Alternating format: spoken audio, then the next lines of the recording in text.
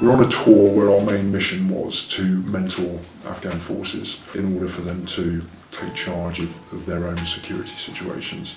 And that task inevitably involved the use of military working dogs. We quickly found ourselves in a pretty dire situation. As the events went on, it went on for a long time. We were in there for eight and a half hours. A couple of the guys I was working with had to be taken out through sort of really nasty injuries. Grenades went off very close to where we were, and that is where Mali and I sustained our injuries. And to this day, there's bits of that dog still inside me. It was a 5-story or 6-story building. There was IEDs in there, there was a lot of explosives kicking around. I was called to send Mali up for him to search out a safe route for us. And he indicated to me that there was explosives up there. So again, it stopped the guys that I was working with using that route. Otherwise, if they'd have got up there, people would have lost arms and legs and inevitably their lives. By the time the end of the operation came, and we'd broken out onto the roof, we already realised that we'd cleared the building. It was only then, when the adrenaline started to cease, that reality bit. I took stock of what had actually happened to my dog. And there was blood running down his legs. He had a big sort of hole in the top of his ear, and I thought, right, first thing I need to do is get him some help.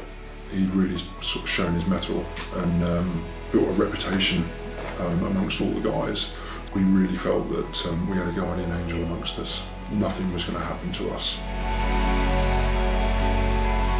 Mali's a really driven dog, a very focused dog. He's got quite a high drive, but he's also a really friendly, down-to-earth dog. You can have a really good play with him, have a really good cuddle, but at the same time, when you want him to work, you know, he's on point there working. You have to have a passion for the job, because the amount of time and hours that we have to put into our role is very time-consuming. And so we love having that dog there, and we also love being able to take that dog from day one, whether you be a student or a trainer, to taking that dog operationally and doing that job for real.